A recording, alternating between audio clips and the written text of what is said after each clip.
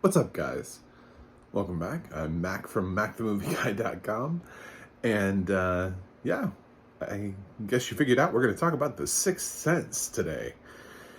I know that feels totally random, but I like to keep you guys on your toes and do random and crazy things.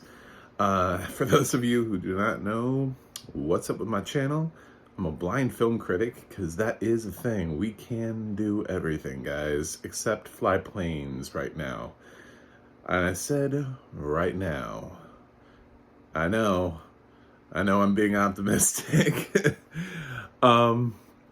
So, what's up with The Sixth Sense? Why did I review it? I don't know. I was just looking for a random film, and I saw The Sixth Sense, and I was like, oh, there's a film that I saw when I could still see. What is it like with audio description? So I decided to dive in, and Amazon let me do it. And also, of note, I was also looking for a library title with more robot voice, so that I could grade that, and this turned out to not be a robot. So thank you, Amazon, for not using entirely robotic voices on every single library title that you have. This is Disney, so they definitely had to import this audio description because it's not naturally owned by Amazon. So, thank you. That's the way it should be. Yeah, so I'm going to talk about The Sixth Sense. There will be spoilers because I have to talk about how this translates for blind people. And the only way I can really do that with this film is to talk about everything in this film. So, if you haven't seen The Sixth Sense, I don't know what to do with you. It's been out for over 20 years. That's on you, bro. You know, you do you. You just keep holding out. There's also a film called Casablanca. You should probably see that one too. Just start seeing gold movies and classics. I haven't seen The Shawshank Redemption. I don't know. Go watch it. Just leave me alone. So, The Sixth Sense, for those of you who are like, what was that movie? Yeah, it's the film where Haley Joel Osment sees dead people, and Bruce Willis plays a psychiatrist, and Toni Collette is his mother, and Olivia Williams is Bruce Willis's wife, and Donnie Wahlberg is in this for like a second, and most people forget that, but he is, and so is Misha Barton. So, they do pop up in this little film here. But the main cast is really just Bruce Willis, Haley Joel Osment, Toni Collette, and Olivia Williams. All four of which do really good jobs in this. They do really good work here. It was really actually nice to see this film with Bruce Willis because this is one of his strongest performances.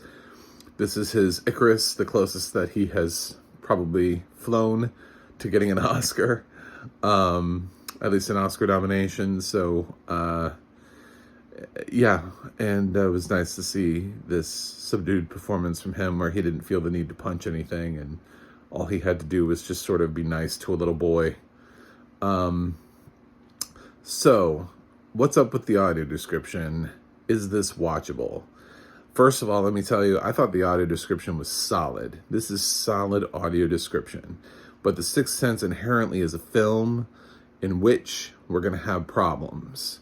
I hate to tell you, blind people of the world, this is a film where we have to sort of let the audio description off the hook a little bit, and the visual people, they're going to get a little bit more of an opportunity to get into this than we are, and I will explain why that is. Why do we lose, and why do we have to lose? So The Sixth Sense, when it came back out in the day, was basically nobody knew what an M. Night Shyamalan was, or even how to pronounce his name. Believe me, everybody was walking around trying to pronounce that dude's last name every which way. They were like, who? Shyamalan? Shyamalan? It's like that, it doesn't even say Lama Lama La. Like, just stop adding that. This is not a hard name to pronounce, but people could not pronounce it. And I suppose if you had seen Wide Awake, you were already a fan, but that movie didn't do very well. So this wasn't his first film. This was not his, his theatrical debut. It's just funny. It's treated that way because so few people saw Wide Awake that everybody's like, oh yeah, his first film was The Sixth Sense. It's like, no, it's not. It's not his first, but it's his first maybe in the genre. And he started this thing where now we have twists, and every time you hear Shyamalan, you immediately think of, hey, there's going to be a twist in this somewhere. And he became sort of known for that. And when he tried to venture away into other things like The Last Airbender, we were all like, oh God, what is this? No, go make something where we don't know how the thing ends. But, yeah, so, The Sixth Sense, the reason why it works as well as it can for blind people. Let me start with the positives. First of all, I thought the description was great. I mean, there were scenes I could totally visually remember. I could remember the whole opening sequence with where they come home and they find the guy in the apartment, and that whole sequence.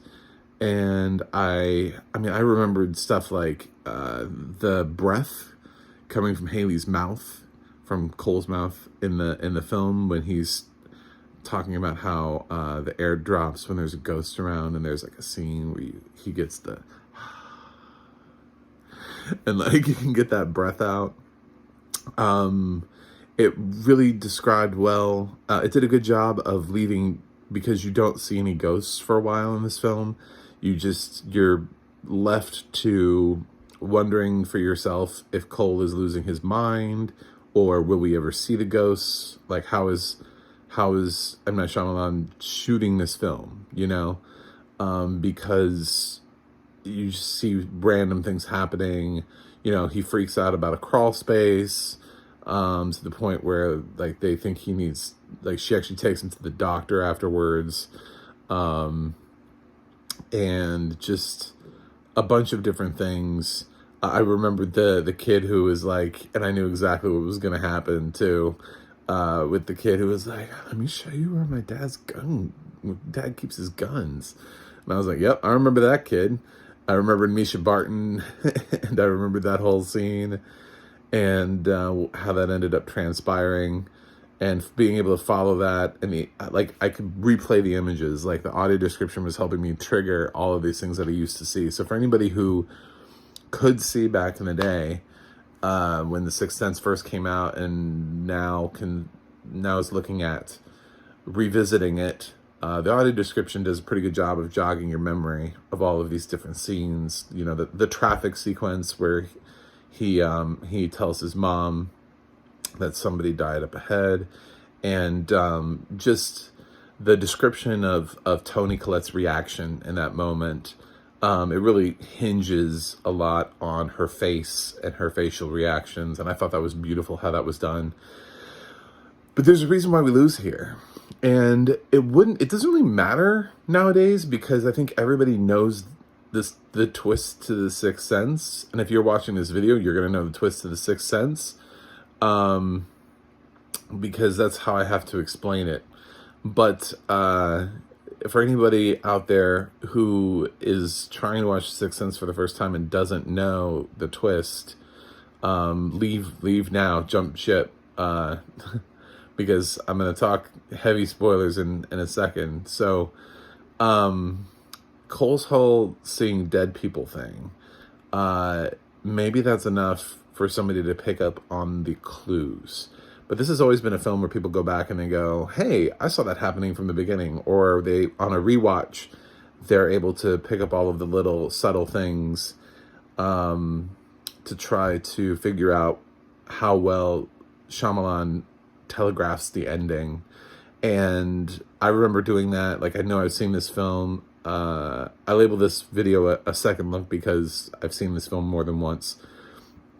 And I remember doing that in repeat viewings where I'm sitting there and I'm going, okay, so, oh, I see what he did there. Oh, clever. All right. We can't get things in the description. It would be too obvious for somebody on a first time watch if it was describing to you the camera angles, the fact that when he's having a conversation with Toni Collette, the fact that she never looks at him. There's a lot of things in the film that he did with intentionally, that when you go back through and you watch it, you see all of these little details about Bruce Willis's character that reinforce the fact that we should have picked up on the fact that he was dead all along. And a lot of those are just in shots. And if that was suddenly in the script, if the scene where he's sitting there and it looks like that he had just had a conversation with his mom, but Toni Collette never acknowledges his presence. He never looks at him like he's there. That if that was written into the audio description, that would be like a red flare for no reason, because it would be such a random thing to have in the audio description, but it would be there solely to let you know, something crazy is going down and you need to know about this. So it does make it a little bit harder to track down the twist at the end. And there were people who loved to do that. So at the end of the day, if you've never seen The Sixth Sense and you're blind and you're watching it, you're just going to get the end result, which is great. And maybe you'll just guess, but unfortunately, we just can't have those camera shots explained to us. The ones with Olivia Williams and Toni Collette, where it looks like Bruce Willis is, like all the attention to detail, the dinner sequence where he makes it look like Bruce Willis and Olivia Williams are having dinner together, but they're obviously not. The way that he shot it, when you go back and look at it a second time, you're like, oh, he's just sitting in a chair, and like he doesn't even have anything in front of him because he can't order, because no waiter will talk to him. There's so many like little details. So we just end up missing on all of those, which is not really that big of a deal. But if you're somebody who really likes to try to see these mystery things, if you're somebody who wants to deep dive into The Sixth Sense like everybody else did and try to figure out how did this happen, it's really hard to do that. Like, I don't know that you would have picked up on it otherwise, unless you just assume that everybody Cole talks to is dead. Unless you're just sort of like a nihilist and be like, everyone's dead. He's surrounded by dead people. So of course, looking back at it now, I'm like, I don't think it's not that crazy to assume that Bruce Willis is dead, but I don't know that that's just where your mind immediately goes, when talking about him, mainly because when Cole does start encountering ghosts, they're all crazy. Like, you know what I'm saying? Like, they're all insane, and then they have like their wrists are slit or they've clearly been hung. Like, they're all like nightmarish ghosts. He doesn't have another comparison that's just like a ghost that's chilling, like Bruce Willis, So it's really hard, because as you start seeing the ghosts, you realize each one of them is some sort of version of a nightmare in the beginning. So how could Bruce Willis be a ghost? He's just normal. He's just sitting there talking to him like a psychiatrist. He doesn't have like a bleeding gunshot wound or anything like that. He's just hanging out. So it is a little bit hard to pick up on that. So that's the only thing we kind of lose here. But otherwise, the audio description is as fantastic as it possibly could be. It just can't give away the ending, the secrets. And the only way if you're trying to go through that, a lot of that was done with camera angle. I remember having seen this film a couple times before I lost my vision. I can tell you a lot of it is just done through camera angles and having the actors never actually look at Bruce Willis, except Cole. Cole's the only person who ever actually looks at Bruce Willis after the gunshot. The rest of them, they look past him, they look around him, they look down, they look to the side, and it just looks like Bruce Willis is having a lot of conversations with despondent people. In reality, when you piece all of that together, you realize, holy shit, nobody knows he's there because he's a ghost.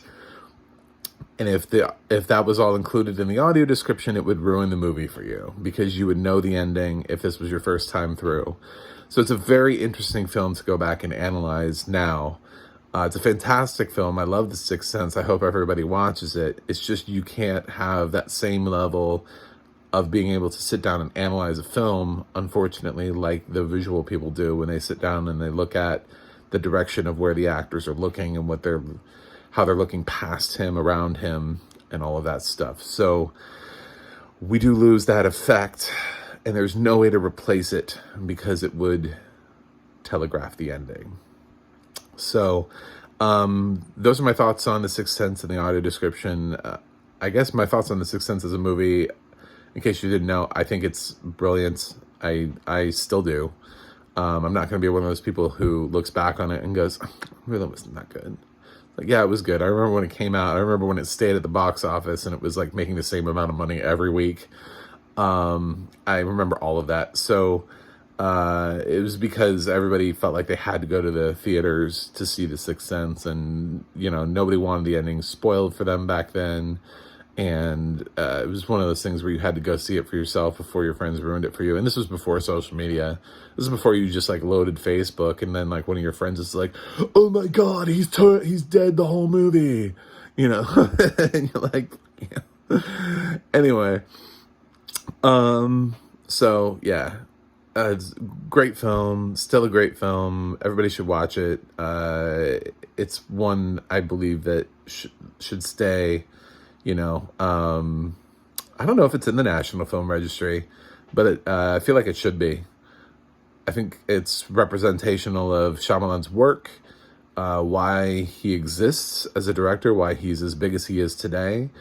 I think he's done some more interesting things later on down the road, for sure, but nothing will ever sort of hit that same sort of level of permanence that The Sixth Sense really does hit.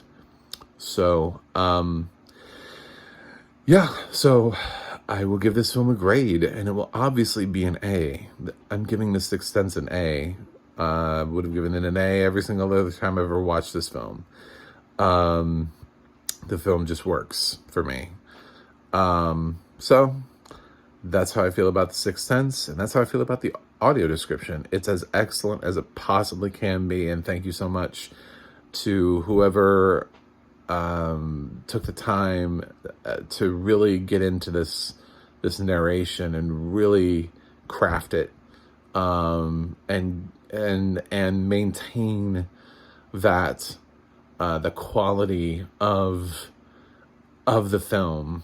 I don't know how else to say that. There's just the tone, keeping things hidden and then being able to reveal them, and going with that. It doesn't spend extra time on things we don't need to know about, but it spends extra time on things we do need to know about. It has a perfect balance. It knows exactly what we need as viewers. It's not going to tell you every single piece of clothing that every character is wearing because it has absolutely no relevance to the plot. But it is going to tell you what these ghosts look like and how they died and when they pop up and all of the things surrounding them and when the temperature drops and everything that you need to know to keep the movie spooky. So I definitely say watch this. Watch this with audio description. Even though you won't be able to follow it in the beginning, but I have a feeling that if you've made it this far in the review, you probably already saw The Sixth Sense and you were just wondering what I thought about the audio description. So, Thanks for watching. Let me know what you think in the comments. And as always, don't forget to like and subscribe and tell all your friends about me, even the dead ones, even the dead people. If we could find a way to get those dead people that you see to subscribe, that would be great.